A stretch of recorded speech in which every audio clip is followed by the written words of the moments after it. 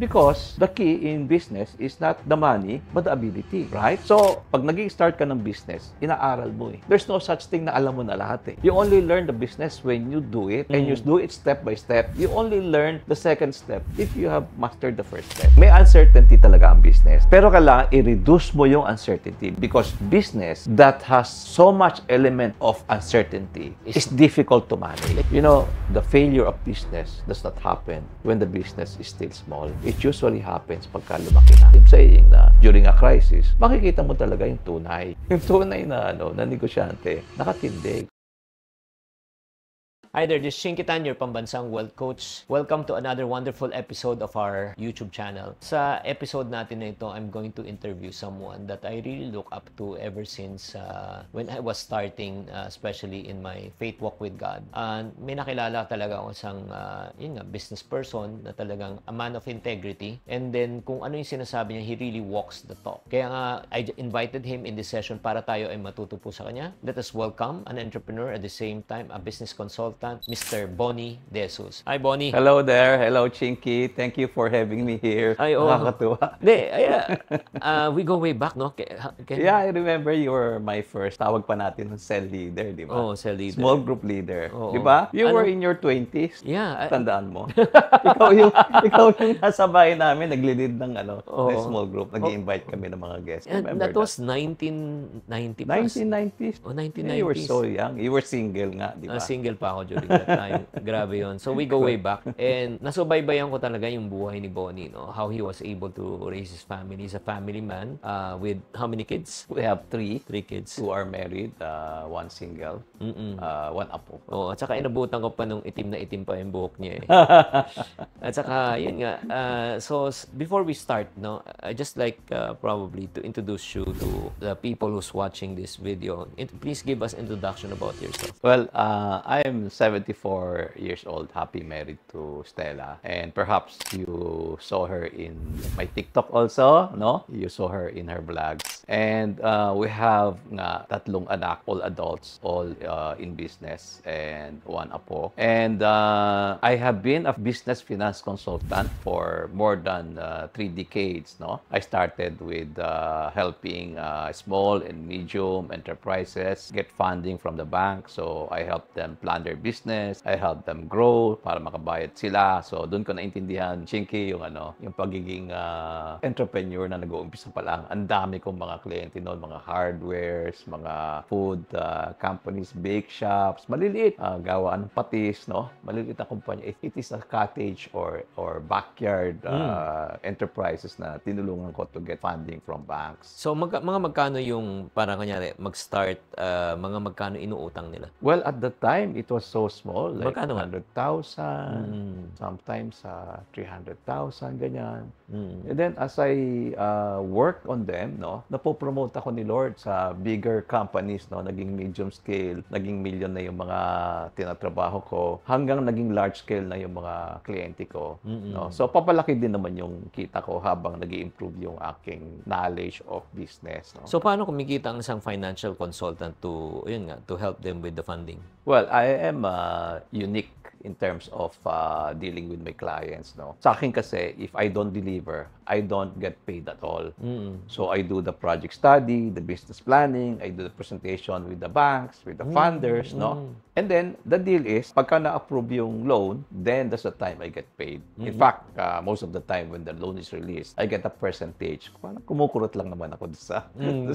Can you give us an idea lang? Parang may idea lang, mga ilang percent kasi ganun yung mga Well, practice? it ranges before because at the time, small companies, ang single ko 1 to 1.5%. Oh. Mga ganon. Affordable siya. Affordable siya, no? Ngayon, fraction na lang kasi malaki naman yung billions yung yung aking mga deals eh. So, right now, let's go back. So, yun nga, you've been doing that for 30 years. So, I'm sure exposed ka, no? Exposed ka sa mga businesses. So, ano yung siguro sa palagay mo ang pinaka-pitfall o pitfall ng mga businesses? Ang kadalasan, ang mga kliyente ko during that time na talagang masasabi ko magagaling, mga Chinese, they really know how to do business. And I realized that they talk about business over the dinner table.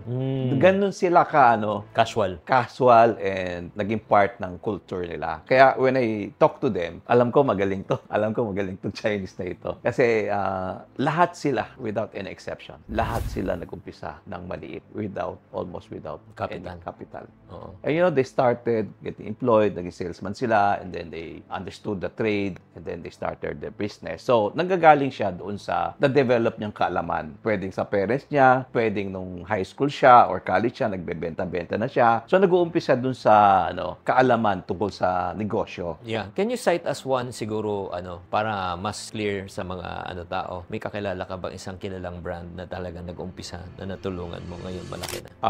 Splash was my client. Oo. Yeah. Nung nag-umpisa siya, wala rin talaga. Ay, naku. Oo. Nakita ko yung factory niya nung nag-umpisa siya. And this is a story that they themselves wrote a book about and published it. Kasi they became an inspiration for many Filipinos na gusto maging global, no? Because they became global, eh. I became a director of that company. Nasa board ako later, no? But when they started, nakita ko yung operation nila, no? May mga drum, may tubes, may mga bote, nililinis ng mga workers, no? Nakita ko yon, no? And then they grew so fast, no? You know the key that they taught me. Sabi ko, how come you grew so fast? Sabi ko, na-amaze din ako sa kanila bakit ang bilis. Sabi nung kaibigan ko, sabi niya, kami mag-asawa, we keep on learning, we keep on studying. Sabi niya, we cannot go to school anymore because we don't have time. But we buy those tapes, dati mga cassette tapes, VHS tapes, we buy those, sabi niya, and we listen, we invest in learning, sabi niya. That's how we grew. Grabe. So guys, makikita mo talaga na talagang masasabi nyo talaga na hindi talaga problema muna ang capital, eh, di ba? Hindi eh. Oo. Kasi capital will follow, eh. Kahit na may capital ka, pag wala kang alam, wala kang magagawa. Right. Oo. The thought of money and how we relate to money and how we think about money could be a limitation for us, eh. Diba? So, tignan mo, let's say, dumami pera mo and then you think of business, okay? And sasabihin mo, anong business maganda pasukin? So, may pera ka. So, may nagsabi sa'yo, ito, pasukin mo itong business na ito. X business, no? So, may pera ka, no? So, kinuwenta mo, magkano ba para pumasok sa business niya? Tinaya mo ngayon. Wala kang alam doon sa business na yun. Ubus ka. Diba? Because the key in business is not the money, but the ability. Right? So, in my entire career, in my decades of career, in business financial consultancy, nakita ko yan. Yung magagaling is they started with almost nothing, no? And then papalaki. Solid. Masasabi kong may tatawag sa business na ampaw yan, ampaw. Walang laman. Pero yung solid, makikita mo, nag-umpisa sa mali, papalaki ng papalaki. Solid ang growth kasi ang principle is this, no? If you grow your ability in terms of your ability to manage the business, habang nag-grow yan, nag-grow yung business mo din, di ba? Pero yung nag-grow yung business mo at hindi kaya ng ability mo, ano mangyayari? Kakagulo, di ba? Magko-collapse yung business mo. Yeah. And this is a principle. Kung lalaki yung business mo, beyond doon sa ability ng organization mo to handle it, magka-crumble yung business mo. Yeah. There are two things that you have to understand in growing a business. Number one is your ability, which translates into ability of the organization, dahil ini-impart mo yung ability mo, pinapalaki mo yung organization mo para ma-handle yung mas malaki. Then number two is your finance. So if you are not conscious of those two things, sabi mo, ang laki ng market, daming bumibili sa akin. So in-expand mo na in-expand. Benta ka ng benta. Your organization cannot handle it. Ano mangyayari? Diba? Parang nagpatayo ka ng bahay, no? Patong ka ng patong ng floors. Kulang sa pillars, kulang sa foundation. Bibigay yun. So, let's cut it down, no? Parang namnamin natin. Yung first is the ability. Would you say na talagang your business will only grow based on the ability that you have? Yes. Diba? Kung konti lang alam mo, konti lang ability mo, konti lang yung growth mo. Kung konti lang kaya mahawakan ang diba? ability mo. Pero kung ikaw, na-increase mo yung ability mo, diba? Kaya nga yung sinabi nga ng may-ari ng Splash, ang key, number one, is learning. Pag natuto ka. Number two, yung finances din. Diba? Financial din. So, let's talk about finances. Is it advisable na kunyari, bago lang ako, wala ko pa ang kaalam-alam sa negosyo, mangungutang na ako agad, papatulong na ako, Bonnie, tulungan mo na ako, mangungutang ako, magnenegosyo ako. Good question, ano? I don't advise na umutang yung negosyante. when he's starting a business. Bakit? Kasi ang transaction ng lending and borrowing is premised on the fact that the one who's borrowing, kaya niyang i-multiply yung resource na yon through profits para maibalik niya with interest. So, happy parehong party. Pero assume mo na nag-uumpisa pa lang ako, humiram ako sa'yo ng pera, sabi ko, kailangan ko magnegosyo, humiram ako, hindi sapat yung aking kakayanan, hindi ako marunong pa. Dahil let's face it, pag naging start ka ng business, inaaral mo eh. There's no such thing na alam mo na lahat eh. You only learn the business when you do it, and you do it step by step. You only learn the second step if you have mastered the first step. Hindi pwedeng bigla. Ngayon, hindi ko alam eh. So, umutang ako sa'yo. Anong klaseng utang yun? Ang utang, ibig sabihin, sigurado akong babayaran kita. Yun ang tinatawag na utang. Tama. Kung hindi kita babayaran, hindi utang yun. Oo, Bigay yun. donation. Donation yun. So, pwede mag-donate ka sa akin, no? So, I don't advise. Kasi, bakit ka uutang para mag-handle ng malaking business na hindi mo kakayanin? Mag-umpisa ka kung meron ka, kung magkano meron ka. And that's the way I started, actually, my financial consultancy. I didn't have any money at all.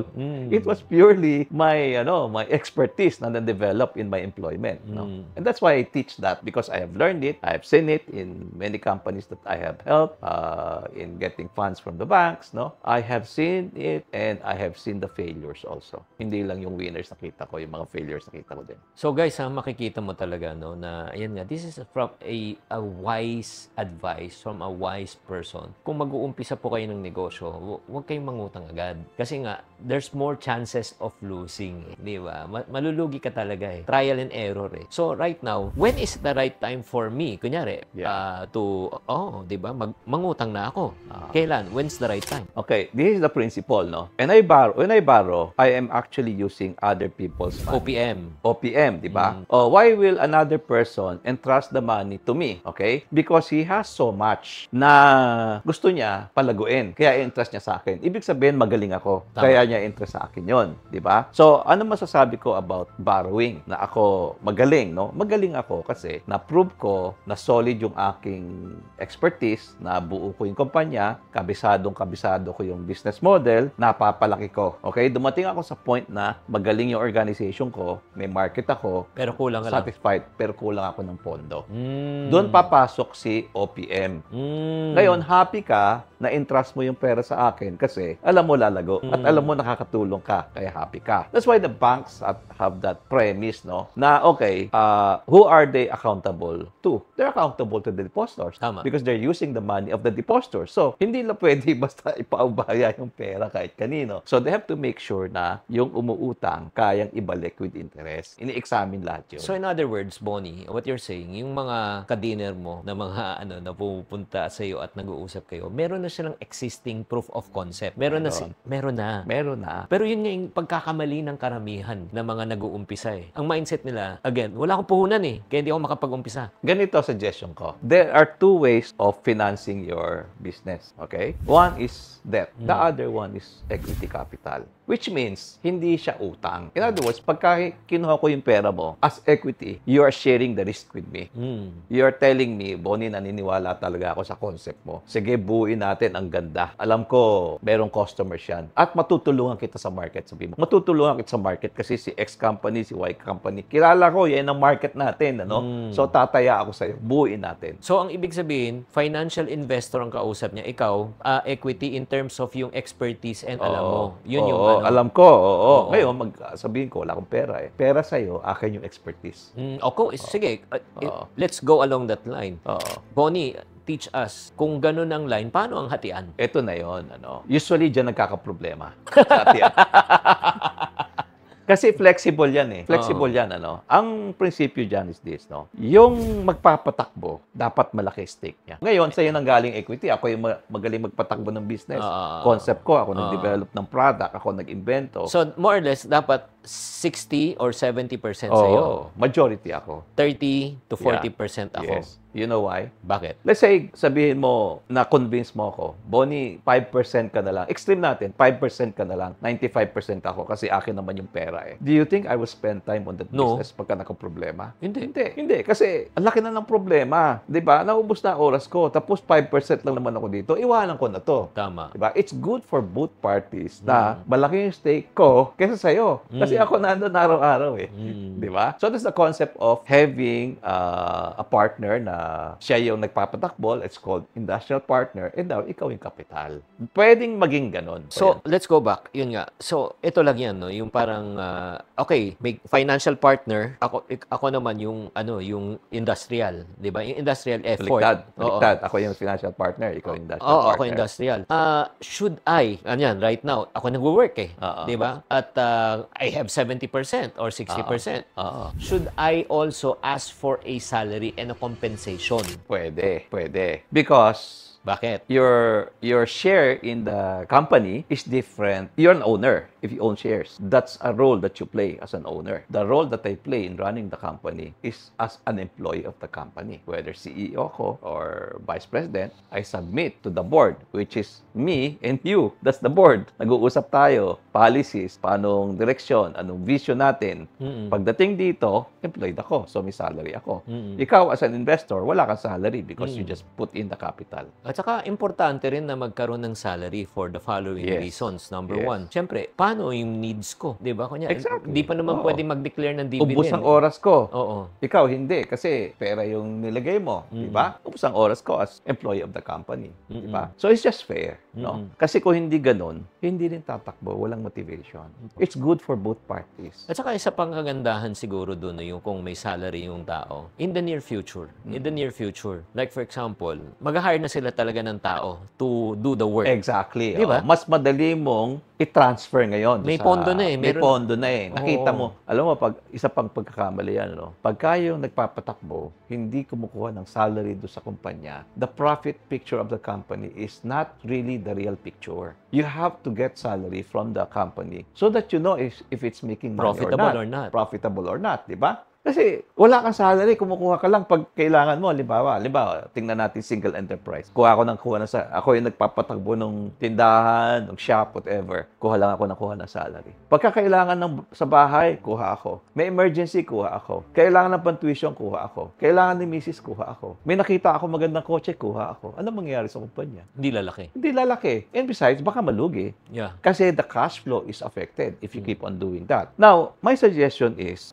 minsan, hindi matanggap na iba kasi nakasanayan na, My suggestion is, alamin mo kung magkano ang kaya ng kumpanya na ibigay as salary na fixed. Ngayon, kung may fixed salary yung household mo, madali ka mag-budget sa household mo. At kung may fixed salary na nire-release sa'yo yung kumpanya, mas madaling mag-budget yung kumpanya. Tama. So, madali ka magplano in both sides. At yung mga empleyado mo sa kumpanya, hindi nililito sasabihin ng accountant, boss, ubos na ang pera natin, bakit? Saan napunta? Bumili ka ng kotse, boss, kahapon, kinuha mo na naman yung pangpondo natin. Which is the normal, ito lang mga kaiponari na nakikinig dyan. Yan ang normal na mistake ng mga startup na pinagsama ang personal na pera at saka kumpanya. Di ba? Hindi lang yon. Pag pinagsama mo yan, whether si Mister yung nasa business o si Mrs., pag uwi niya, kasama din niya yung negosyo sa bahay. Can you imagine that? Yung mga anak mo, mainit ang ulo mo kasi yung isang empleyado mo, pinainit yung ulo mo. Pagdating mo sa dinner table, ang init pa rin ang ulo mo. Hindi ba? Affected. Hindi mo kasi kailangan ipaghiwalay mo talaga. So, ito na. In your years of consultancy at the same time, ano sa palagay mo ang isang pinakamalaking mali na dapat iwasan ng mga nag-uumpisa at nagdenegosyo? Maraming pagkakamali, pero ito masasabi ko. Ang isang businessman na nag-succeed sa market in selling, very good. Kasi let's face it, ang start ng business is really selling. Pag hindi ka marunong magbenta, wala kang business, okay? Pasok ka sa market. You're successful in your marketing. So, dumating na yung company mo sa next stage. Set up mo na yung operations, para may department ka na. But your mindset is still that of a salesman. Ikaw may-ari. Salesman ka pa rin. Kasi sabi mo, ang galing ko magbenta eh. Benta ka pa rin ng benta, okay? Ano mangyayari? Ano? Hindi ka nag-change ng hat from being a salesman to a general manager. Ano mangyayari sa kumpanya mo? Kasi you have to rise above the different aspects of business. Operation, marketing, Finance. You have to rise above that. Nakikita mo na orchestrate mo to unite them towards the goal. Ngayon, marketing ka, sabi mo sa bakit ang tagal bakit yung inventaryo nyo ubos? Wala akong maibenta. Nagalit ka. Ikaw din yun eh. Hindi mo manage yung operations mo eh, di ba? Ang gulo. Ang gulo. Sabi mo, bakit wala tayong pera? Ikaw din yun, yung finance man mo binigay sa'yo yung report, hindi mo binasa eh. You have to rise above that and read the financial report. Alamin mo kung kumikita ba tayo, kamusta yung cash flow natin, may cash pa ba tayo bukas, next month, alamin mo kung ano yung nangyayari. Alam mo lahat yan. You have to orchestrate, you have to motivate your people. Now, if you're the salesman, still, galit ka. Hindi naka-deliver yung operation mo. Kulang yung inventaryo, galit ka. Affected yung sales mo. You have to rise above that. So, para sa mga nag-uumpisa naman na nagbebenta, small scale, ngayon lumalaki na. Pero hindi nila talaga gifting ang what can you advise naman yung mga hindi gifted to become a manager or to become a company owner talaga? What can they do? Alam mo, yung gifting, ano yan eh? Myth yan eh. Myth yan. Alam mo, engineer ako, pero bakit ako natuto ng finance? It's a myth to say na itong taong to gifted lang dito. Kasi every one of us, pag tinignan mo sa Bible, I saw it in Genesis, meron tayong creative ability because we are created in the image and likeness of a God who is a creator. Ang difference lang natin is we create out of something, resources, di ba? But He creates out of nothing. Di ba? The other ability that He gave us is management. Sabi niya, multiply, thrive, take dominion. That's management. Totoo. Right? So, it's creativity and management. Okay? So, you have to be good in both. Ang problem kasi is minsan, ako creator lang eh. Create lang ako ng create. Ano mangyayari sa'yo? You don't manage your finances. You don't manage your time. You're not disciplined. Create ka lang. Yun lang gusto mong gawin, di ba? You have to manage your time, your health, everything. Diba? That's management. Pag-combine mo yung creative tsaka management, value, you create value, and you manage what money comes to you, and you manage to keep it growing, then you have a business that keeps on growing. Ang problem is, hindi natin nakita yung sarili natin as good managers. Why? Because management involves discipline. Masakit yung discipline kasi, alam mo, pagka nag-handle ka ng business, it's a dynamic organism eh. Hindi siya straight line.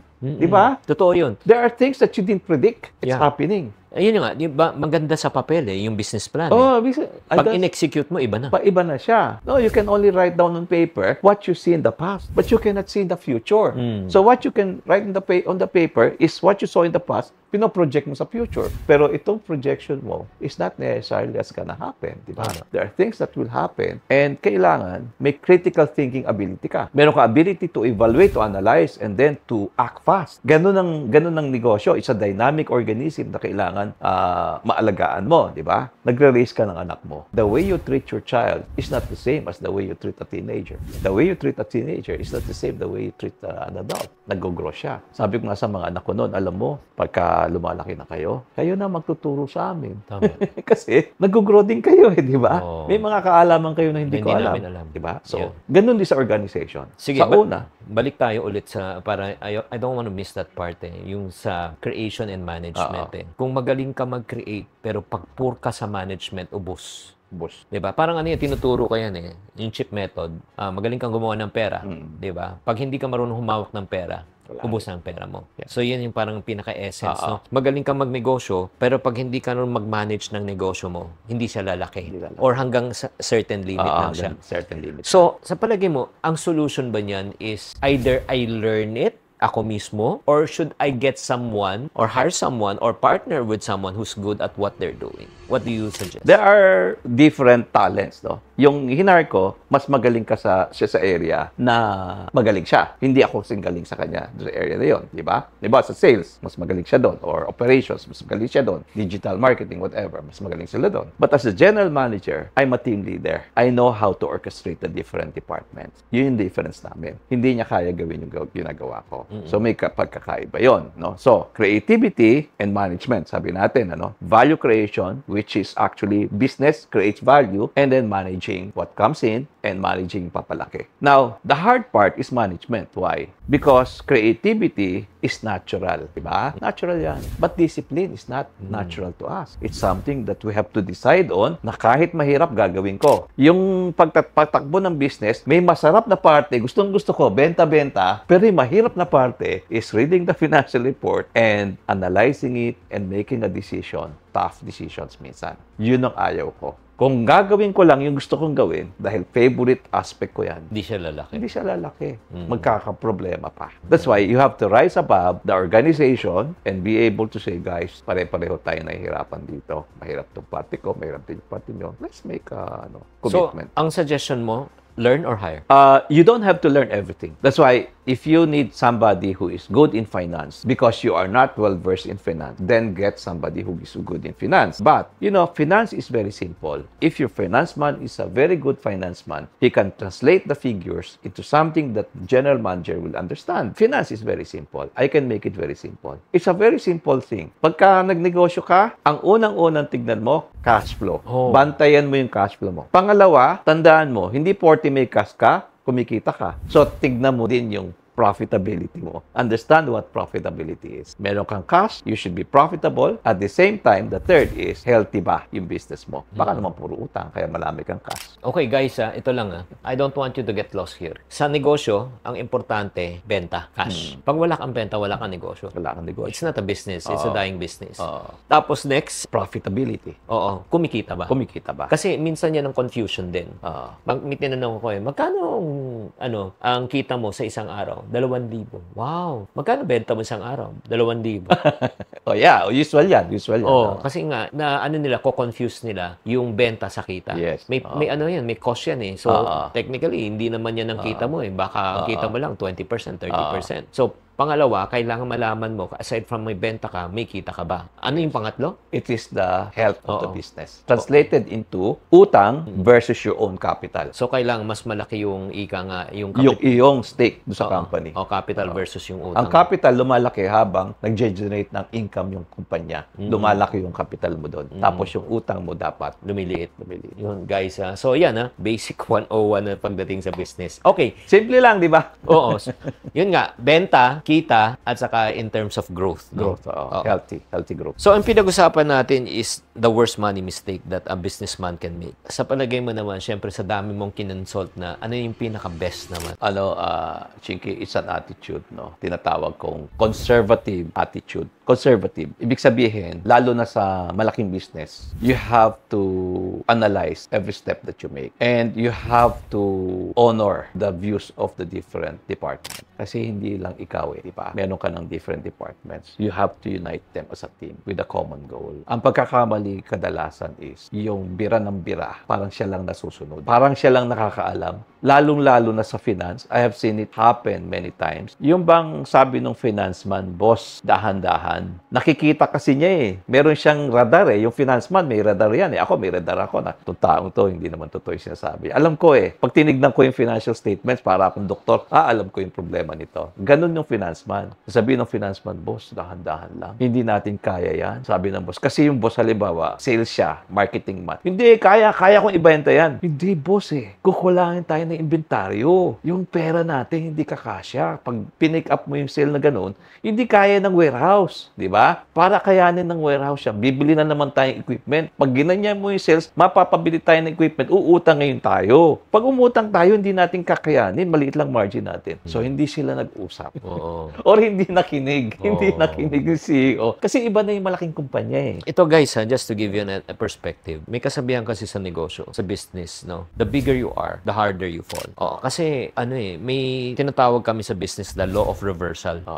Ang ibig sabihin ng law of reversal, when sales are high, nothing hurts. Yes. When sales are low, everything hurts. So, yung talaga imagine mo, kunyari, overhead mo, 2M. Tapos wala ka ng benta. Every month, you're bleeding 2 million pesos. Yes. Which happened in a pandemic. Ang dami nangyaring ganyan. So, yun ang sinasabi ko, financial health is important. So, tatlo, cash flow, profitability, financial health. Because you have to be ready. Yeah. Diba? So, okay, let's talk about yung mga entrepreneurs right now na may mga negosyo. How much OPEX OPEX or operational expense na kailangan nila itabi nila for them to really to become financially healthy. Oo. You mean the overhead? Yeah, overhead. Kasi ang Which is rental, oo. utilities, Tama. salaries, Salary, oo. no? Water, etc. Yeah. Fix yan. Oo. Ito, tandaan natin. Yung overhead mo is fixed. That's why, ang suggestion ko, you pay yourself a salary if you're running the business para magkahiwalay yung household tsaka business. So, makikita mo yung overhead mo is fixed. Okay? Now, this is the way to operate your overhead. Anything that you add to your overhead, rental, salary, you analyze kung ano effect doon sa sales mo. Kasi fixed yung overhead mo eh. Pag umakyat yung sales mo, aakyat yung gross margin mo. Yung sales mo, less cost of Siyempre. goods. Oo. Aakyat. Ngayon, kung yung overhead mo, akyat ng akyat, kakainin niya yung bottom line, yung profit. That's why, ideally, you maintain your overhead fixed. Pero hindi mo kayang gawin yon. Kasi kailangan ka mag-hire, kailangan ka mag-rent ng bagong opisina, Tama. kailangan ka mag-expand ng warehouse, aakyat ngayon yung overhead mo. Tama. Pero, analyzein mo, anong effect niya sa sales ko? Pagka umakyat yung overhead ko at hindi umakyat yung sales ko, ano mangyayari? Mas liliit yung tubo ko. Right? So, merong ganong pag-aaral na matutulungan ka by having the financial report. Eh, kung hindi mo alam, kasi usually ang mga small businessmen, they operate with gut feel eh. Tama. That's why sabi mo, magkano sales mo? 2 million. Magkano kita mo? 2 million. Hindi naiintindihan, di ba? So, that's why they operate on a gut feel level kasi maliit pa eh. Kaya eh, di ba? Magkano selling price mo? 10 pesos. Magkano cost mo dyan? 5 pesos. Okay lang yun, di ba? Magkano overhead mo? Kamot. Hindi alam. Okay lang kasi kumikita naman eh, di ba? Pero pag lumalaki ka na, there are decisions that your people will do without your knowledge, right? Hindi naman lahat itatanong sa iyo eh.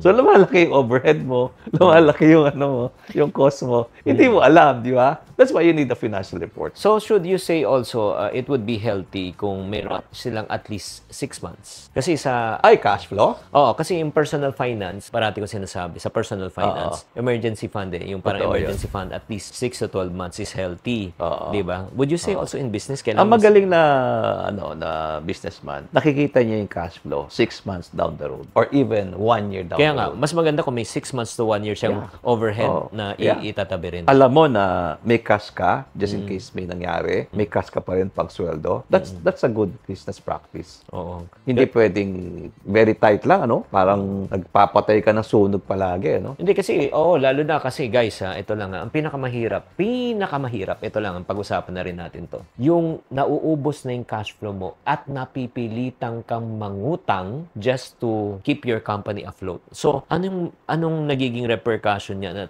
based on experience? Ito kasi yung concept ng utang, no? Pag-usapan natin. Anything I borrow is something na nakaka-add ng profit ko, right? Profit. Anything ng profit. Yan ang good debt. Nakaka-add ng cash ko. Good debt siya. Pero minismanage ko yung kumpanya. Hindi siya nagpo-produce ng enough income to cover my overhead. Mini-mismanage ko siya. Hindi siya nagpo-produce ng enough cash flow. Gagawin ko, uutang ako. Parang sinabi ko sa iyo, Chinky, pautangin mo ako, sumali ka dun sa problema ko, pwede mo isolve mo yan, problema ko. Ganun na mangyayari nun. Ang effect nun is, I'm telling you to join me in my trouble. Di ba ganun? Hindi ganun ang pag-utang. I ask you to join me in my success.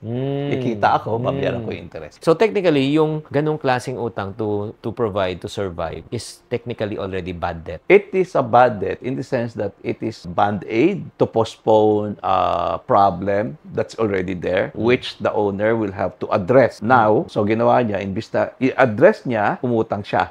So band-aid. Eventually, yung pambayad niya sa utang na yon, kailangan niya umutang ulit para bayaran kasi hindi niya solve yung root problem.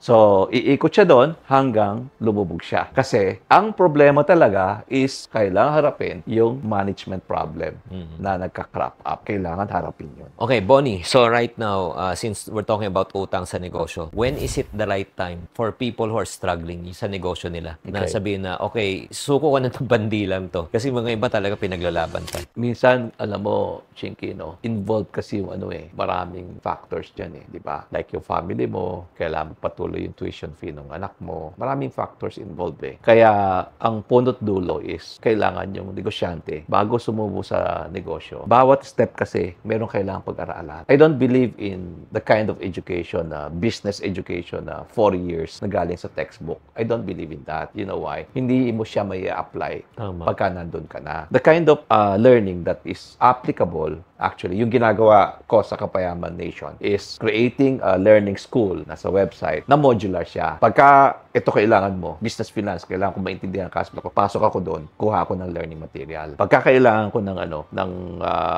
innovation, digital transformation, kailangan ko ito, pasok ako doon. So in other words, modular siya. Ang problem nating mga Pilipino is we look at business in the eyes of our culture. May kultura tayo, Chinky, na swerte-swerte. Now, we look at business na swertihan, delikado. Sigurado malas yung sa swerte.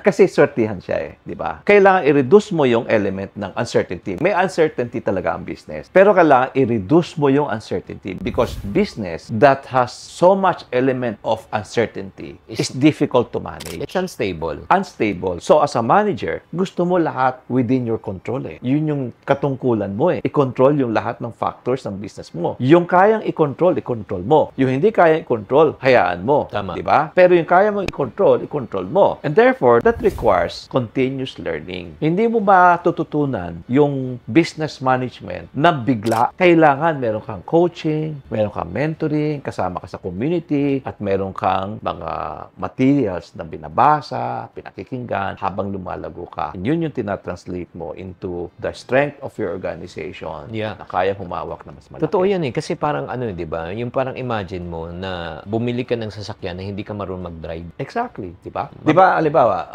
sabi mo, ang ganda ng kotse na ito, sports car, no? Brand new, top of the line. Ang ganda ng business. Top of the line yung business. Ang daming kumita doon. Yung sports car, pinadrive mo sa bata. Hindi niya alam. Bapangka, hindi niya alam i-drive. O likewise, kung ikaw hindi mo alam yung negosyo ng papasukan mo, malulugi ka. So, it's not the business. It is your ability to run the business. That's why, there's so many business out there na sabihin mo, pangit yung business yan, pangit yung business yan. Ito maganda, dito ako. Di ba? Kung doon sa pangit na business, kaya mong patakbuhin kasi nga, nakalinya sa expertise mo. Kaganda yun, di ba? That's why there's so many business. Sabihin mo, ang ganda ng business. Tignan mo yung may-ari kung paano siya magpatakbo, bakit siya maganda. It is because of the owner, di ba? It's not the business, it's the owner. Okay, so let's wrap this up. No? In terms of the importance of financial education, di ba? With regards to running an opportunity or a business. Would you say na talagang kailangan muna talaga nila graduate ng business school in order for them to learn how to run a business? Or ano pa yung way para matuto sila? Chinky, in my years of experience in business finance, ang dami kong kliyente na minsan high school graduate lang, hindi nag-aaral ng business school. Ang dami na successful na gano'n. Paano sila natuto? Nag-aaral sila. Either, kultura ng family, kasi may negosyo na nga yung previous generation, natuto sila. Alam mo, Chinese practice, di ba? May negosyo ako. Anak kita, trabaho ka muna sa shop floor. Magbuhat ka muna dyan. Di ba? Totoo. Papaakyat. So, natututunan niya yung business. Pagka nagnegosyo siya, medyo alam na niya. Di ba? Ang nakita ko mga negosyante naman na Pilipino na lumaki is nag-aaral sila. Nag-aaral sila. Patuloy yung pag-aaral nila. Babasa silang libro. Nagre-research sila. And then, tinatanong nila staff nila. Yung pag-aaral na yun, napaka-critical yun sa isang lumalaking negosyo. Yan ang importante, yung pag-aaral. And saan mo kukunin yung pag-aaral? Hindi sa textbook. Kasi yung mga textbook, kadalasan, sinulat ng mga walang negosyo din. Yung pag-aaral na yun, kinakailangan maging practical ka. Magtanong ka sa mga may negosyo na, yung mga consultants, yung mga mentors, magtanong ka, at maghanap ka ng materials na simple lang. So in other words, ang importante is learning by doing. Learning by doing. Yeah. Oo. So importante pa rin yung education. Ako, I believe kasi in the concept of education. Kahit na hindi ako nakapagtapos. Di ba? Pero I believe in that. Kasi parang yan ang best illustration yan, guys, ito nag-aral ka ng 4 years ng swimming class na hindi ka tumalon sa swimming pool. Oh, yeah. Di ba? Oh. Pass lahat ng test mo. Oh. Pass lahat, talagang summa cum laude ka, pero nung tumalon ka, nalunod ka. Oo. Tama yun. Ang dapat, di ba, nung nag-aaral ka na ng textbook about swimming, dapat nagta-trial ka na para may experiential. Yeah. Di ba yung textbook plus experiential, that makes it powerful. Di ba, Chingy, pagka may experience ka, na-experience mo, pagka inaral mo, madali mo maintindihan. Kasi Kaysa nagawa mo wala kang experience, hindi mo maintindihan, masyadong theoretical. Kaya guys, ito lang, I want to encourage people who's watching this episodes. Ang so much learning, no, in terms of, kung gusto mo talaga matutong magnegosyo, huwag mong hintayin na graduate ka bago ka magnegosyo. Habang nag-aaral ka, mag-try ka na ngayon. Agree? Oo. And, ang na-notice ko, and I have seen that, no? Nung lumaki yung business, naghuminto na yung may-ari. kunwari, mag-aral. Right? Parang ako. Nag-golf na. Nag-golf siya, araw-araw, hindi niya iskaso, di ba? Alam mo, Chinky, no, nag-Asian crisis, siguro 70% of the clients that I'm handling, talagang Bumagsak? bagsak ko. Bakit? Hindi kinaya. Kasi yumaman na yung may-ari. Nag-golf na, kung ano-ano hindi na. Baby wala nang niya yan hands-on, wala nang hands-on. Wala na siyang hands-on. No? Hindi na niya binabantayan. And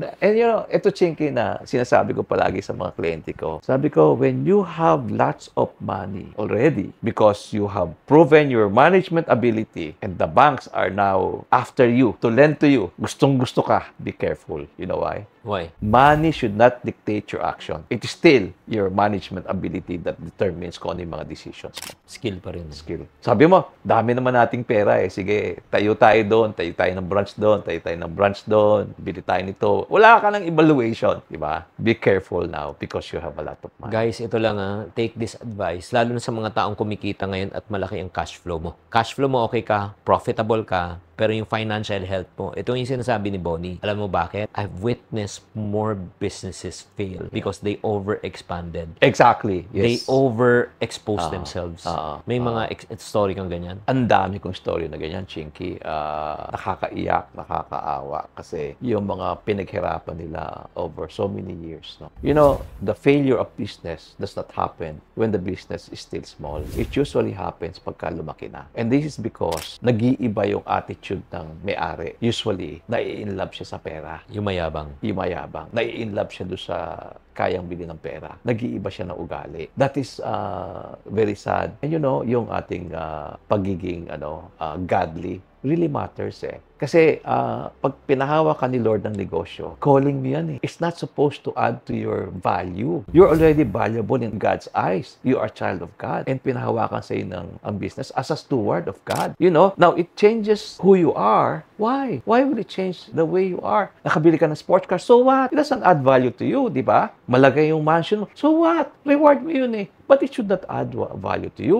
It should not change the way you look at people, di ba? It should not change the way you look at yourself. And it should not change the way you look at money. At the way you look at money. So, doon nagkakaroon ng downfall. That's why I'm saying na during a crisis, makikita mo talaga yung tunay. Yung tunay na, na negosyante, nakatindig. Why? The value is not the money. The value is who he is in the eyes of God. Yeah. Kaya nga guys, ito lang, you will only know the strength of a tea bag when you soak it under hot water. Yes. Malalaman mo lang talaga ang tunay na negosyante pag dumaan sa krisis. Hindi nung panahon na kumikita, na limpak-limpak ng salapi. Nung panahon na talagang wala ng benta at hirap na hirap na. So, let's talk about ipon. Si Bonnie ba ay nag-iipon? Yes. I have emergency fund and meron din akong investments, basically sa real estate. And there's a reason for that. Why real estate? Bakit? I have a reason. Bakit? Unang-una, I worked with 3 real estate companies when I was employed. I worked with a finance company and therefore I understand real estate. Mas safe ako doon. In other words, doon ako pumapasok sa investment na kabisado ko. Na alam mo. Hindi ako papasok sa...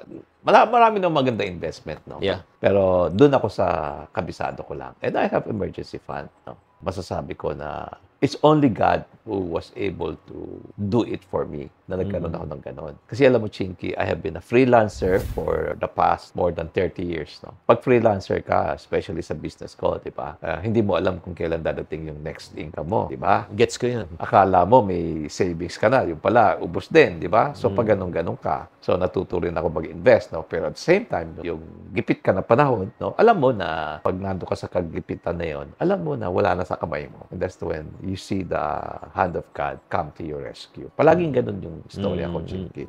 I've seen many stories in my life na miracles talaga na masasabi ko na I cannot explain this. This must be God. So, mas maganda rin ba mag-ipon ng pera para mag-start ng negosyo? Of course. So, yun yung ginawa ko, Chinky, no? Nung nag-start ako ng freelancing, financial consultant, somebody approached me na sabi niya, Bonnie, gawa mo ako ng financial projection. I'll pay you 3,000 pesos. Wala pang computer no? Calculator, columnar pad. I did it for him. He paid me 3,000. Sabi ko, wow, meron palang business dito. So, binigay niya sa akin. So, inipon ko. Tapos, merong lumapit sa akin. Sabi niya, Bonnie, gawa mo akong project study. Ako lalakad sa kliyente. Hati tayo. Tig to 20,000 tayo. So, kumita ko 20,000. So, tinabi ko. Wow. Nakaipon ako. O sabi ko, maganda pala sideline ito.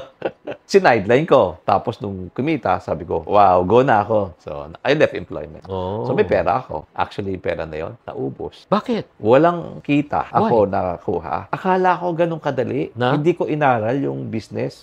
Babalik ka Kasi na. jumakpat ako nung na-employed ako eh. Jumakpat lang ako eh. Hindi ko naaral. Tapos sabi ko, kikita ako ng malaki. Tapos sinulat ko, sinabi ko sa kay Stella, sa misis ko, oh yan, kikitain ko, resign na ako. Sabi ni Stella, oh sige, kung habang bata ka pa, gawin mo na. So ginawa ko. So yung pala, when I look back, I was being driven by my ambition to make a lot of money. At hindi ko na ini-evaluate yung kliyente. Birala ako ng bira. Kukunin ko yung malaking business, hindi ko naman kaya. So naubos. And then that's the time na nakita ko yung grace ng God na somebody, my former office mate in the finance company, called me up and said, Pony, can you join me in my company? So I took the offer. Sabi ko, can you give me a car? He gave me a brand new car. So who is that? Diba? Balik ako sa employment. After 3 years, maganda chiki, after 3 years, Ninoy Aquino was assassinated. The interest went up to more than 30%. Hindi ka, 86. buhay ka na ba nun? Oo. Bata ka pa nun, ano? Ano Yung ka? interest rate went up to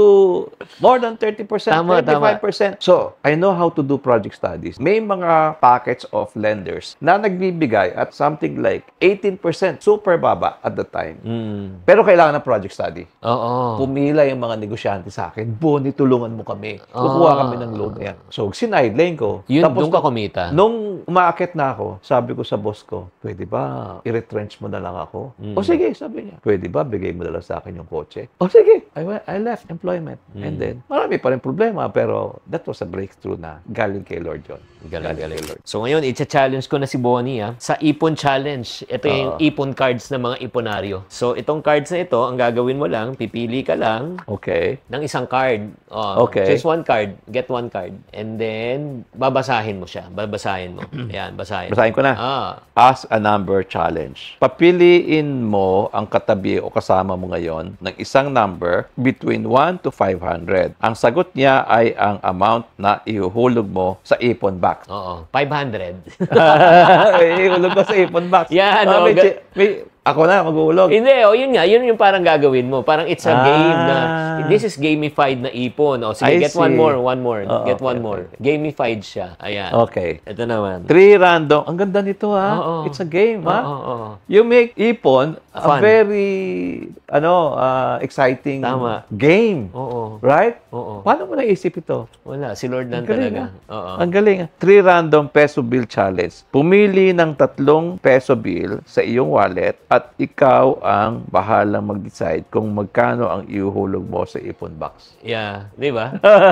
Inisip mo bawat bawat linya nito? So, sa'yo nito. Inisip mo? Yeah. Ang galing, ha? Yeah, me and my team, we talked about it. Wow, ang galing, ha? So right now, Bonnie, this is really such a great opportunity for people who wants to probably get off your services. 'Di ba yung mga taong gustong Bonnie, tulungan mo na ako ng business finance. Bonnie, baka pwede mo akong tulungan sa business ko, kailangan ko ng financing. How do they get in touch with you? You can join me in TikTok, Bonnie De Jesus, Facebook, Bonnie De Jesus, Facebook page, and then Kapayaman Nation page, Facebook na yan, group siya. And then, yun nga, we're creating a website na exciting ito. We create physical events, we do webinars, we do a lot of things na nakakatulong sa mga entrepreneurs starting and those growing and those big na para na sa ganon. Ang dream namin is to raise 100,000 Filipino entrepreneurs who know their purpose. So guys, ito lang FYI trivia lang. Alam nyo ba ako nangulit kay Bonnie na pumunta sa TikTok? Si Chinky may kasalanan yan. Si Chinky. Diba? Sabi ko, Bonnie, punta ka na. Ano sagot mo sa akin? Diba? Hindi ko talaga naintindihan yung TikTok. Hindi ko naintindihan dati. Pero ngayon, do you appreciate? Yeah. I appreciate what you told me. Palagi nga sinasabi sa akin ni Stella, si Chinky nagsabi sa'yo, now I have a team of young people doon sa Kapayaman. Sa Kapayaman. Sabi sa akin, Tito, mag-TikTok ka. Ha? Sabi ko, sinabi sa akin, Chinky yun Pero hindi ko pa rin maintindihan. Sayaw-sayaw pagka TikTok, di ba? Sabi lang, hindi. Yung kinukwento mo sa amin, yung sinasabi mo sa amin palagi, kinucoach mo kami, yun lang ilabas mo. Ano, magkukurbata pa ako, magne-necktie ako, hindi. Si t-shirt ka lang. Parang si Chinky. Simple lang. Yeah. Kwento-kwento ka lang. Naglabas ako yung first video ko. Tumawag sa akin yung mga ano ko, team ko. Oh, Tito, wala pang 5 minutes, naka 10,000 ka na. Tapos at the end of the day, oh, Tito, 50,000 na, viral ka na. Na-encourage ako. So, tuloy-tuloy. So, yun nga, I've seen him grow. I really saw how he's developed and I'm really happy. Kaya nga, guys, I just want to encourage you, no, kung kayo ay na-bless sa episode na ito, na-bless kayo, please, pakitype lang sa comment section kung ano yung natutunan nyo, ano yung mga realization nyo, na-discover nyo. And let's have a healthy discussion. And I hope that you will support this channel. Please do share this channel. And then also don't forget to subscribe. Tatandaan, tamang karunungan, tamang disiplina po ang susi sa pagyaman. Alam mo, una kong pinag-ipunan, plaka. Siyempre, bata ka, di ba nag-ipong allowance mo? Yun na, right now, what comes to mind was, ang una kong nabili was plaka. I had this talk with my mom. At sinabi ko sa kanya, Mom, I'm going to go full-time showbiz. Sabi niya, know this, once na ikaw ay mag-decide na ganyan, pumunta ka dyan sa landas, you're on your own. Doesn't mean that you don't get it now, you won't get it later. For me, it was never about making it big. It was about making it last. I always believe na success is number of failures before you get to where you want. Success is it's really a journey.